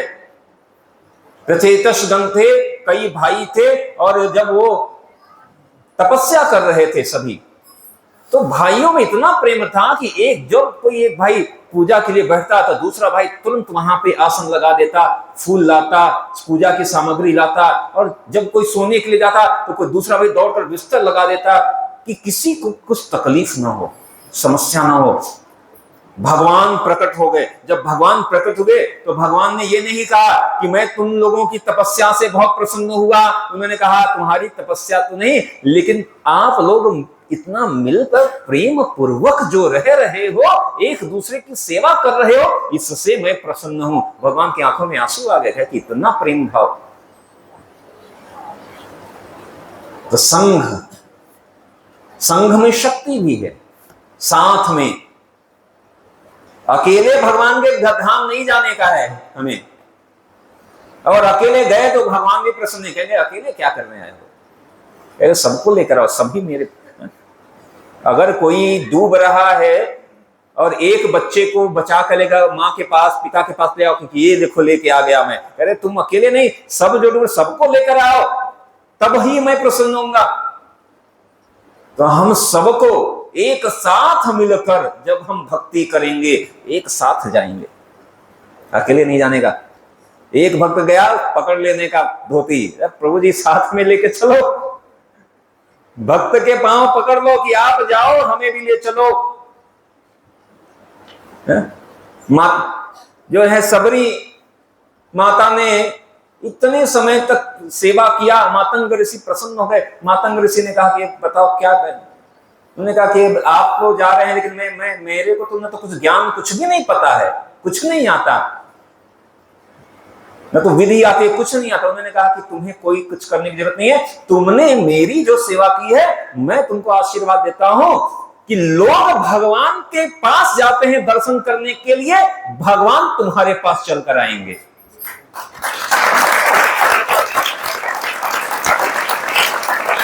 ये है गुरु, ये है साधु संघ। साधु संघ का यह प्रभाव है कि भगवान, तो इसीलिए कई साधुगण तो ये कहते हैं, अरे भगवान रावण को मारने के लिए थोड़ी भगवान को आना पड़ता है, भगवान को केवल साधु ने बोल दिया तो भक्त को दर्शन देने के लिए उनको आना पड़ गया। रावण को मारना तो चुटकियों का काम है भगवान के लिए। तो साधु संघ जितना हमको, और संघ से भक्ति प्रारंभ होती है। बी फॉर बुक, यानी शास्त्र का अध्ययन। तो गीता, भागवत, इन शास्त्रों का हमें अध्ययन करना पड़ेगा। क्यों? क्योंकि जब इनको अध्ययन करेंगे तो पता चलेगा कि भगवान चाहते क्या है हमसे, भगवान का कहना क्या है, किस तरह भक्ति करनी है। अन्यथा हम तो अपने मन से ही सोचते हैं कि ये करना है, ये नहीं करना है, लेकिन शास्त्र से क्या है, तो शास्त्र का अध्ययन। और सी फॉर है चैंटिंग, मतलब भगवान के नाम का जप, जो कि हमने कल चर्चा किया था कि भगवान के नाम का जप। और डी का मतलब होता है डाइट, यानी प्रसाद। प्रसाद, जो प्रसाद खाना, हमने कहा कि हम तो भोजन करते ही नहीं है, हम केवल प्रसाद खाते हैं, क्योंकि कृष्ण प्रसाद और कृष्ण में कोई अंतर नहीं है। तो पूरी भगवत गीता समझने के बाद अगर कोई ये ABCD फॉलो कर ले, भक्तों का संग करो, शास्त्र का अध्ययन करो, अध्ययन श्रवण, ये सब, ये अध्ययन, इसीलिए तो हम ये पूरे 6-7 दिन का सेमिनार, ये अध्ययन सेमिनार है, केवल कथा का सेमिनार रखा ही नहीं है। ज्ञान हम दे रहे हैं, अध्ययन हो रहा है, और भगवान के नाम का जप और भगवान का प्रसाद, ये हमको करना है, ये हमें करना है।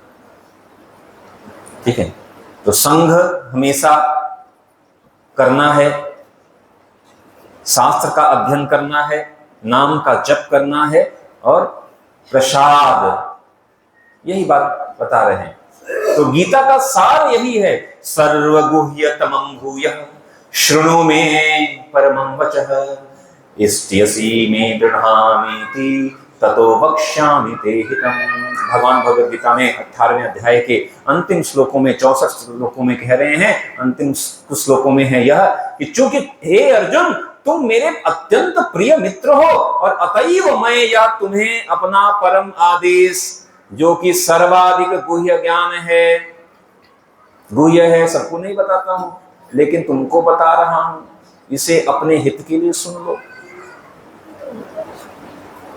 तो गुह्य ज्ञान, सीक्रेट, सबको नहीं बताया जाता, जो अपना प्रिय है उसको बताया जाता है। ये बहुत महत्वपूर्ण है, ये करो।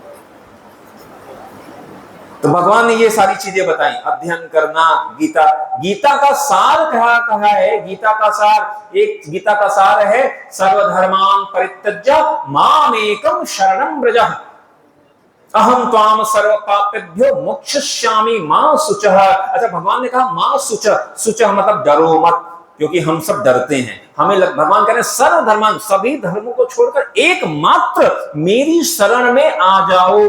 अभी हमको डर लगता है कि केवल अगर भगवान की शरण में चले जाएं, कहीं वो नाराज हो गया, कहीं ये वो, फिर क्या होगा, डर तो लगता है।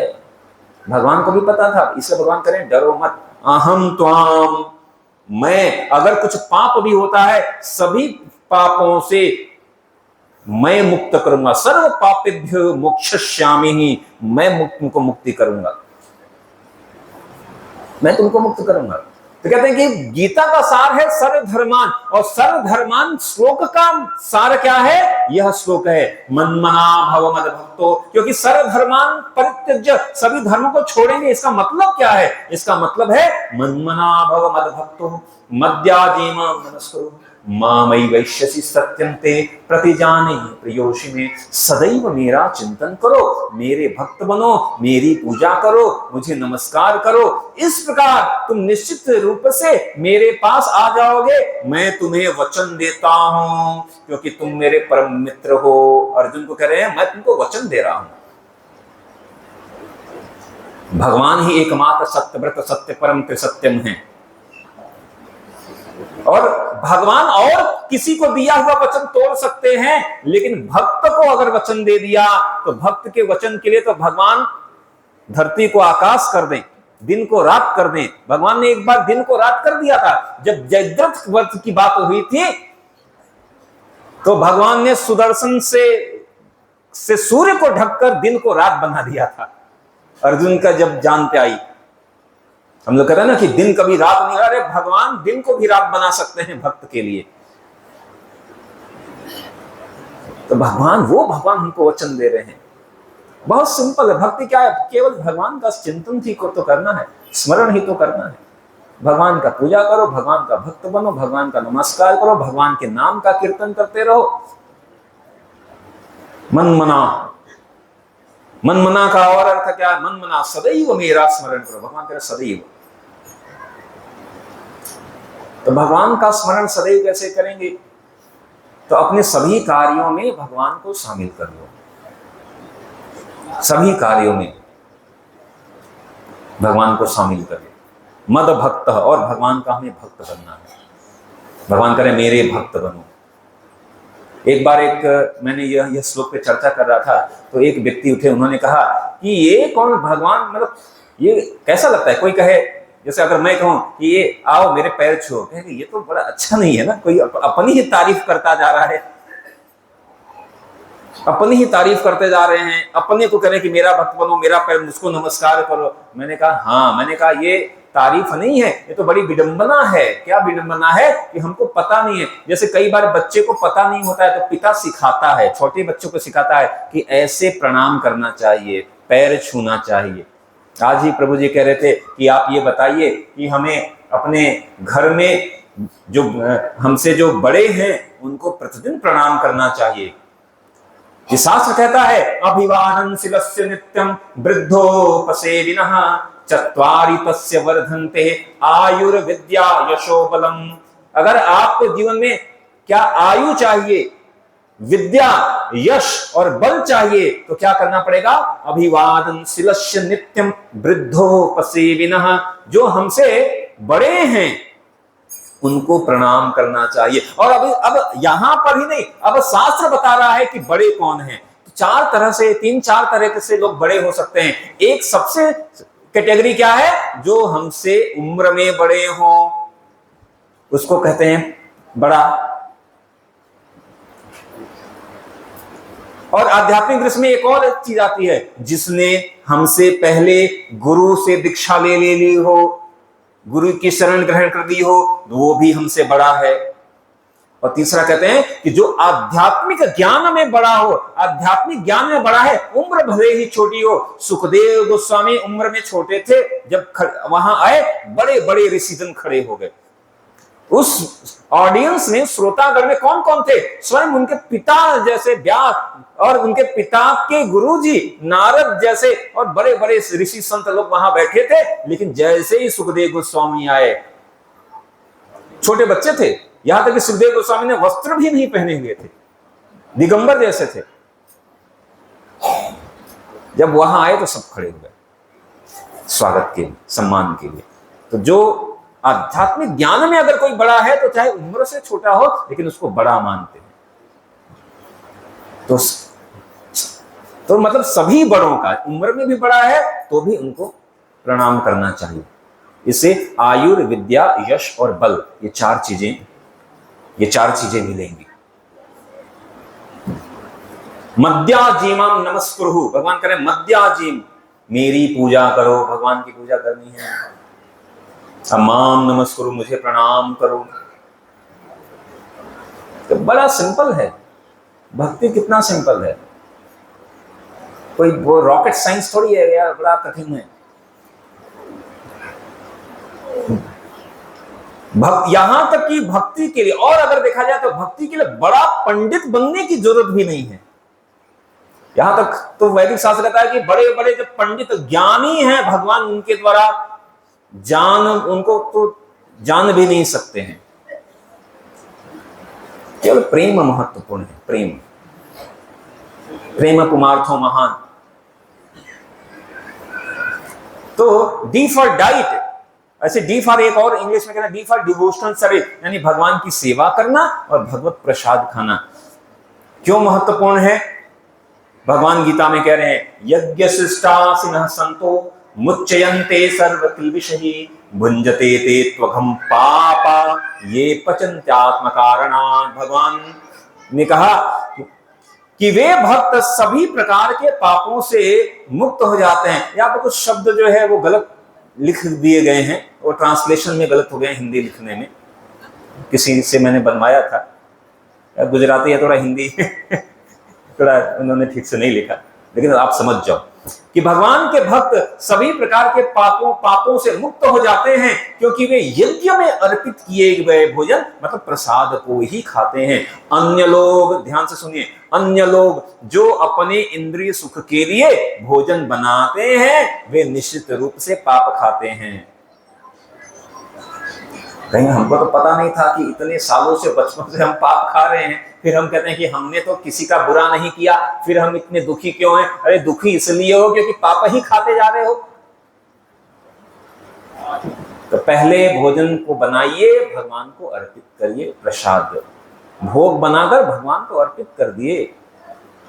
बनाओ जो बनाना है, रोटी सब्जी रायता, ऐसा नहीं कि भगवान को क्या देंगे कि एक सबसे छोटी वाली, इतनी जो छोटी ग्लास होती है और सबसे छोटा वाला जो कटोरी होता है, भगवान को उसमें दे दिया कुछ मिश्री, खड़ी शक्कर, लाची दाना, कुछ भी दे दिया, और थोड़े और बाकी का रोटी, दाल, सब्जी, बाटी, दाल, वो सब हम खाएंगे। नहीं, ऐसा नहीं है।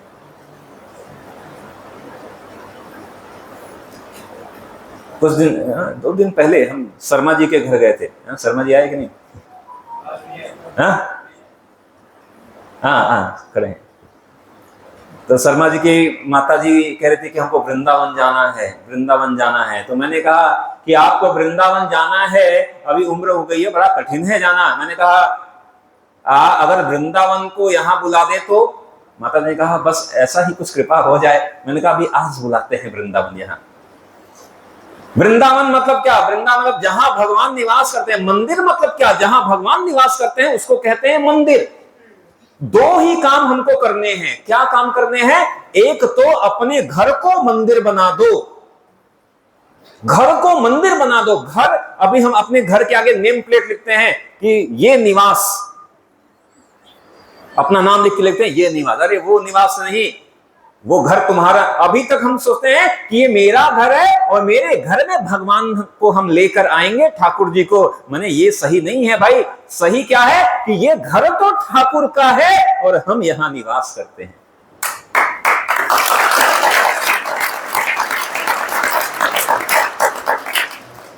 इसीलिए प्रभु जी ने हमें बताया कि प्रभु जी ने अपने स्कूल का नाम ही लिख दिया वृंदा फाउंडेशन का। इनका नहीं है, ये तो वृंदा देवी का है, निवास उनका है, हम तो उनके सेवक हैं। तो घर का नाम कैसे रखना चाहिए? ऐसे कि ये तो ठाकुर का घर है। अभी मंदिर में आप यहां पे आएंगे, मंदिर में झाड़ू पोछा लगाएंगे तो बड़ा फल है। मंदिर में झाड़ू पोछा लगाने का, सेवा करने का, सफाई करने का बड़ा फल है। लोग दूर दूर से आते हैं मंदिरों में सफाई करने के लिए, सेवा देने के लिए। लेकिन अगर ठाकुर जी को घर में बिठा दिया और घर ही मंदिर बन गया, तो यहाँ पे अनेकों माताएं बैठी हैं, इतने सालों से झाड़ू पोछा लगाते जा रहे हैं। ठाकुर अगर समझ लो ठाकुर का घर हो गया तो मंदिर बन गया, और मंदिर में झाड़ू पोछा लगाने से भक्ति बढ़ जाएगी। यानी भक्ति इतनी सरल है कि झाड़ू लगाओ और भक्ति बढ़ गई। क्यों? क्योंकि अगर घर को मंदिर बना दिया है, तब घर को मंदिर बना दो, झाड़ू पोछा लगाने से भी भक्ति बढ़ रही है। मैं हर बार एक बात कहता हूं ना कि सभी चीजों में भक्ति को शामिल कर दो। कैसे शामिल कर दो? अरे ऐसे शामिल करना है, झाड़ू पोछा लगाना भी भक्ति का कार्य बन गया। घर को चलाना है, ये घर नहीं है भाई, मंदिर है। ठाकुर बैठे हैं, ठाकुर को तो खिलाना तो पड़ेगा ना, भूखे थोड़ी रखेंगे। तो कुछ तो कमाएंगे, जो लाए पहले ठाकुर को अर्पित कर दो। भाई आ गया आपका, अब आपके लिए राशन लाऊंगा, आपके लिए भोजन, आपके लिए गैस लाऊंगा, चूल्हा लाऊंगा, भोजन पकाऊंगा और आपको पहले खिलाऊंगा। हम सोचते हैं कि तलते तलते थोड़ा चख लिया, हाँ बहुत अच्छा है। नहीं, ऐसा नहीं। सबसे पहले भगवान घर के मुखिया हैं हमारे, भगवान हमारे घर के सदस्य हैं, सदस्य। अब चाहे जो भी मानो, किस आप भगवान को प्रेमी मानो, भगवान को स्वामी मानो, भगवान को पुत्र मानो, जो मानना है मानो, भगवान को पिता मानो, जो भी मानो, आपके पास ऑप्शन है। जिसको जो भाव है उस भाव में ठाकुर को रखिए, उनको खिलाइए। नहीं तो बाकी के सब भोग मेवा हम खाएं, कहे कि आप खाते रहो भाई, वही जो 4 दाना रख दिया है खाते रहो पूरे दिन। वो सही नहीं है, ये भक्ति नहीं है। भक्ति क्या है कि जो भी कुछ बनाओ, जो भी कुछ खाने का आप, अच्छा मान लो घर में कुछ लाओ और खुद खाओ और अपने बेटों को मत दो। ऐसा कोई करता है क्या? अपने बेटे को मत दो। कहता प्रेम बेटा तुमसे बहुत करते हैं, लेकिन खाऊंगा हम, तुम प्रेम खाओ, भाव खाओ। ऐसा नहीं होता है। प्रेम है, बच्चे से प्रेम करते हैं तो हम उसको खिलाएंगे। तो इसी तरह भगवान से अगर प्रेम है तो पहले जो भी कुछ आ रहा है, भगवान सदस्य है ना। अगर आपके घर में हम दो हमारे दो हैं, नहीं हम दो हमारे नहीं, हम दो हमारे 3 भी हैं, या हम ये कहें कि भगवान और भगवान के हम 4 हैं। हम दो हमारे नहीं, भगवान ठाकुर और ठाकुर के हम 4, पति पत्नी 2 बच्चे, या जो भी, ये होना चाहिए।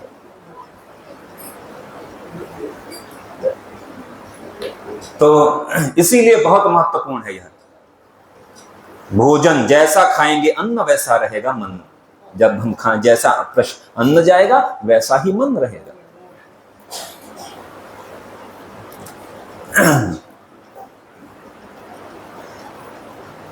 तो इसलिए तो तब वो वृंदावन ही बन गया। जिस घर में भगवान रह रहे हैं वही वृंदावन है। कोई अलग मतलब अवसर मिले तो हमें जाना भी है वृंदावन। कल मैं प्रभु जी से बोल रहा था कि एक बार सबको लेकर हम चलेंगे वृंदावन, अकेले नहीं जाएंगे।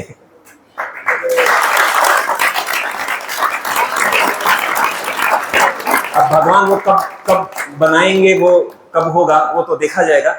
लेकिन और अकेले तीर्थ स्थल में अकेले जाना भी नहीं चाहिए। ध्यान रखिए, ऐसा नहीं कि बस हम 2 लोग गए जाके घूम, तो वो फिर वहां जाएंगे तो केवल घूमेंगे। तीर्थ स्थल घूमने की जगह नहीं है। तीर्थ स्थल भगवान का घर है, वहां पर जाना है, दर्शन करना है, और दर्शन करके भक्ति करना है, वहां जाके भजन करना है।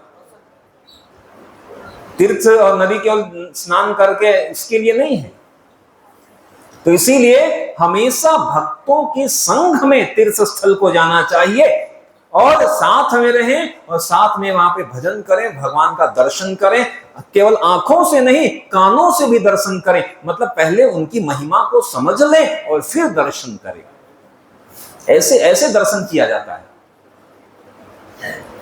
तो जब भी कहीं जाना हो तो 4, 6, 10 भक्तों को साथ में लेके जाओ, देखो क्या आनंद है भक्तों के साथ।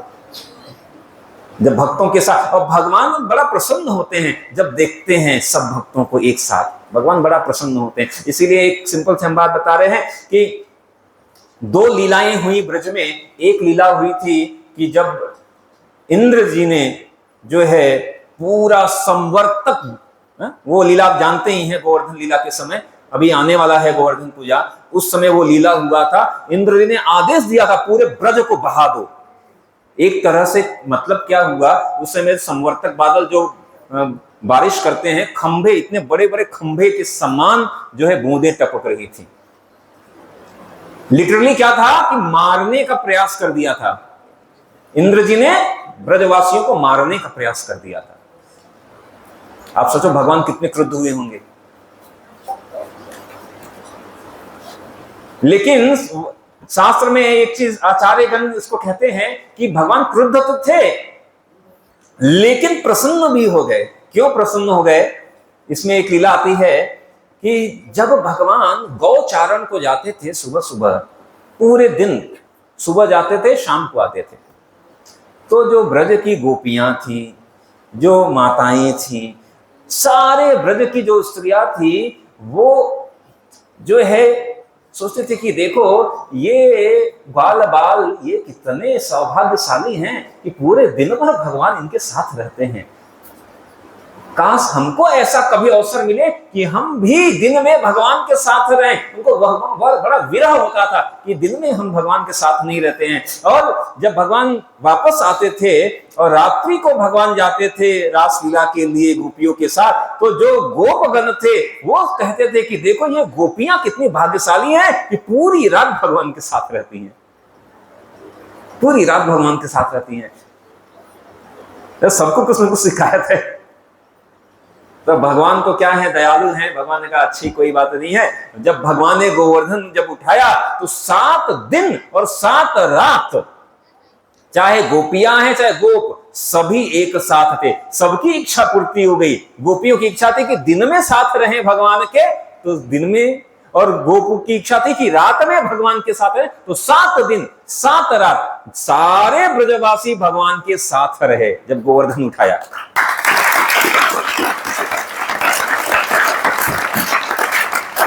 यद्यपि इंद्र जी ने प्रयास किया कि सबको मार दें, लेकिन उसका परिणाम क्या हुआ कि सारे भक्त भगवान के साथ में आ गए। भगवान उसमें ही प्रसन्न हो गए कि चलो कुछ भी करो, कुछ भी किया लेकिन इंद्र ने, लेकिन सारे भक्तों को साथ में ला दिया। इसके विपरीत एक लीला होती है ब्रह्म विमोहन लीला। ब्रह्मा जी ने केवल परीक्षा ही लेने के लिए गोप को, गायों को दूर लेके गए। कहते हैं कि भगवान बड़ा क्रुद्ध हो गए थे। क्यों? क्योंकि भक्त को जब भगवान से दूर ले जाया जाता है तो भगवान को प्रसन्नता नहीं होती है, भगवान प्रसन्न नहीं रहते हैं। इसीलिए जब भगवान का कोई चित्रण होता है, तो कहीं भी भगवान का चित्र है तो वहां पर भगवान प्रसन्न कब होते हैं? जब उनके साथ कोई भक्त हो, कोई भक्त हो, चाहे हिरण ही हो, चाहे गाय ही हो, चाहे कुछ भी हो, और सबसे नहीं तो श्रीमती राधा रानी तो रहती ही रहती हैं, सभी भक्त शिरोमणि। तो यह जो है भगवान को भक्त, यह बहुत अतिशय प्रिय है कि साथ हमें यह रहना। तो इसीलिए अकेले अकेले नहीं जाना है, साथ में जाना है, संघे साथ में। यह इसीलिए हमारे संस्था में संघ, कृष्ण भावनामृत तो संघ है। तो साथ में जब हम करेंगे एक दूसरे को, वृंदावन का भाव यही है। वृंदावन का भाव क्या है कि एक व्यक्ति कुछ कर रहा है तो उसको वैसे तुम जाओ भगवान की सेवा करो, तुम आगे जाओ, हर व्यक्ति को आगे बढ़ाने। भौतिक भाव क्या है? लोग खींचते हैं, नहीं नहीं हम आगे रहेंगे, तुम पीछे रहो। भक्त का भाव क्या होता है? आप जाओ, आपको कृपा मिले। तो यह यह भक्ति, यह जो गीता हम पढ़ रहे हैं, यह गीता के बाद यह भाव आना चाहिए। गीता हमने पढ़ा तो हमें करना क्या पड़ेगा? अगर गीता सब ये सब जानने के बाद अगर आपने ABCD यानी भक्तों का संग नहीं किया, शास्त्र का अध्ययन करने का प्रयास, श्रवण करने का प्रयास नहीं किया, भगवान का नाम जब हमने बताया 99% भक्ति, भगवान का नाम जप नहीं किया। हमने किसी से पूछा भाई कैसा लगा प्रोग्राम? कहा बहुत बढ़िया प्रभु जी। तो नाम का जप करोगे? नहीं प्रभु जी आप तो करिए। बहुत बढ़िया, लेकिन आप करिए। तो क्या मतलब रहा? अगर अच्छा लगा तो करना है ना, अच्छा लगा तो करना है, नहीं किया तो मतलब अच्छा ही नहीं है। तो इसीलिए आज हमने क्या किया, ये मंगाया, बहुत दूर से आया है, ये भगवान का नाम जब 99% भक्ति है तो सबके लिए ये माला मंगाया। और हम सभी से संकल्प लेंगे, सभी लोग बताएंगे कि जिसको नाम का जब कॉपी पे नोट भी करेंगे और बाद में उनसे पूछेंगे भी कि कर रहे हैं कि नहीं कर रहे हैं।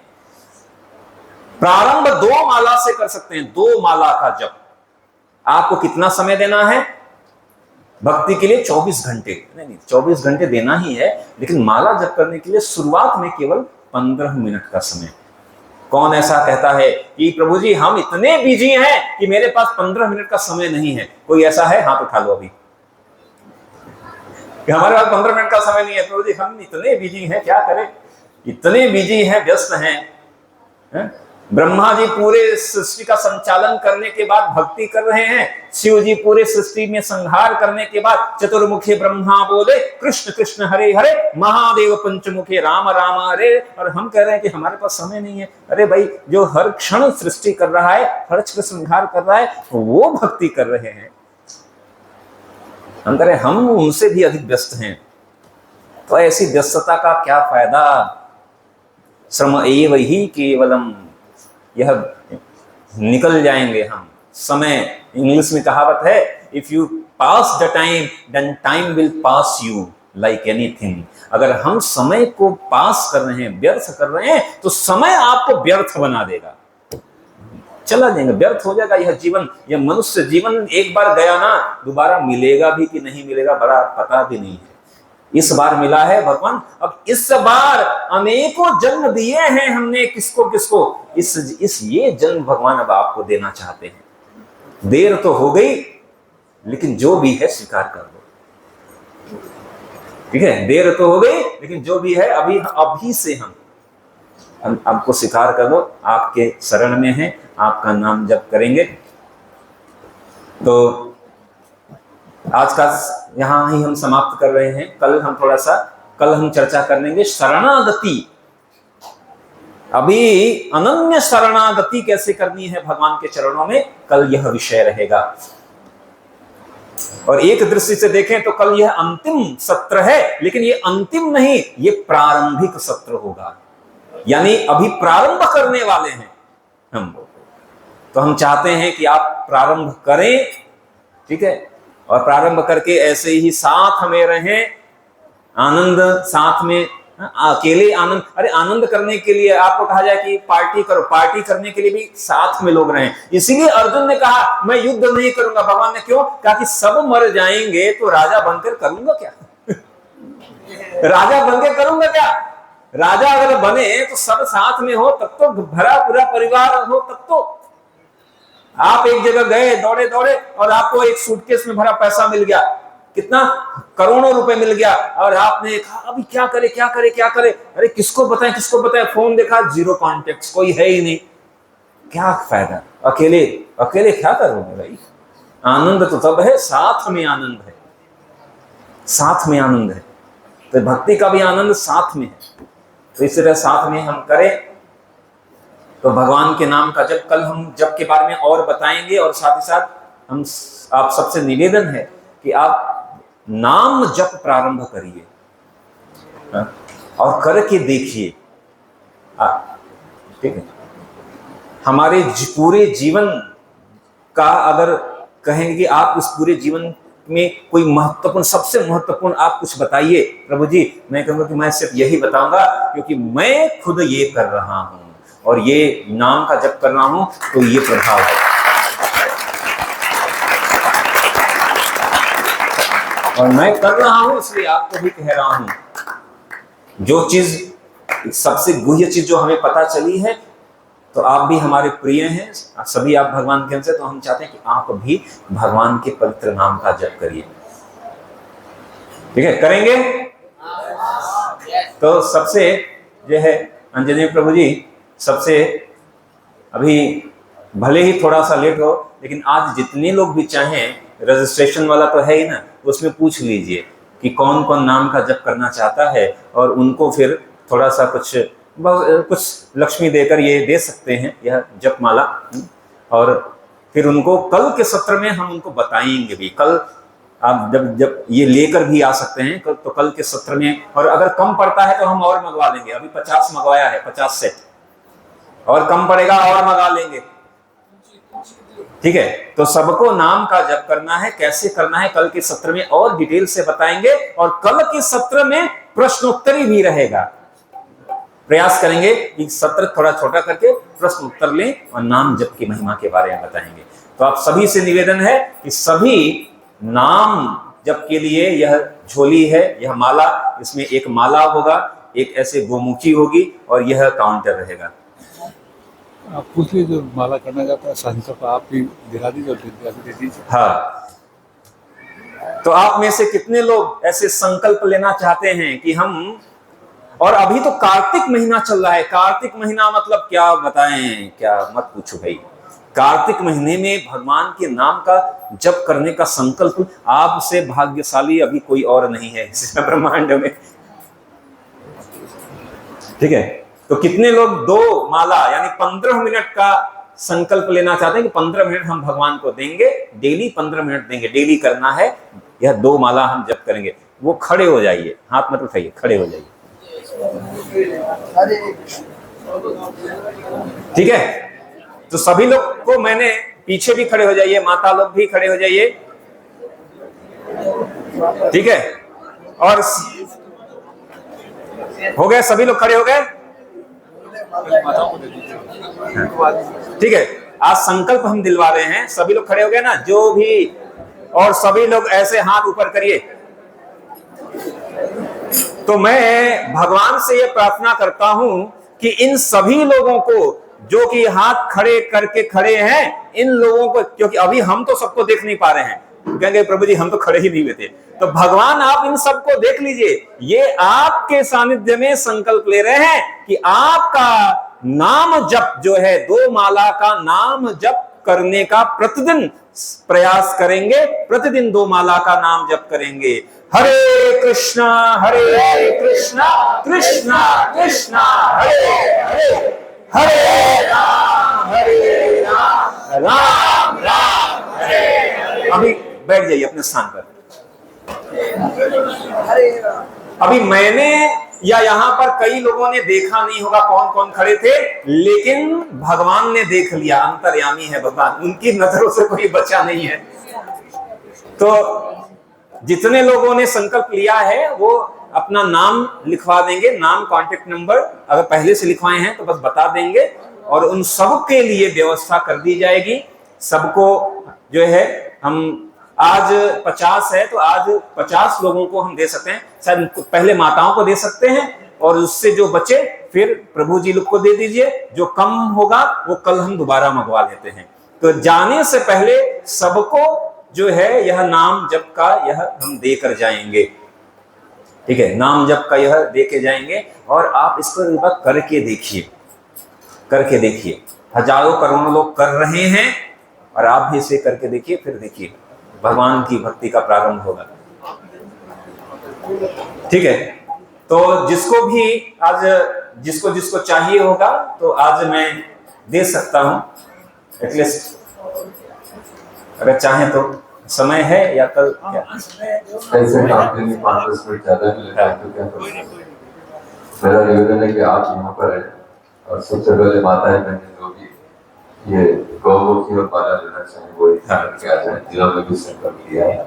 हाँ, इसमें दे दीजिए, फिर इसका काउंटर भी होगा ना, वो भी बाद में दे सकते हैं अलग से। दे देंगे, अभी दे देंगे, साथ के साथ फटाफट कुछ वॉलंटियर आके ये कर सकते हैं। काउंटर किसमें है? नहीं है तो बाद में भी दे सकते हैं, अभी झोली और माला दे सकते हैं। देख लो।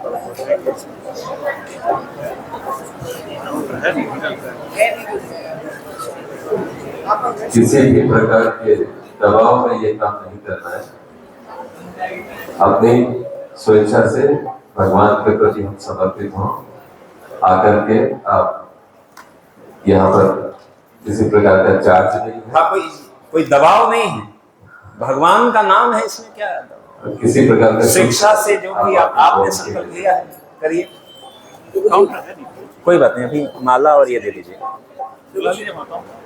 तो कैसे व्यवस्था करी, कैसे माताएं आएंगी?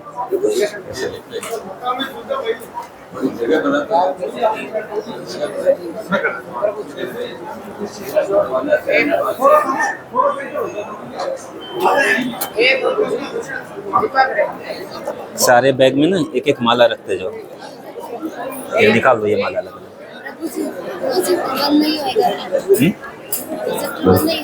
क्या नहीं होगा? प्रोजेक्टर बंद नहीं होएगा। हाँ, बंद होगा।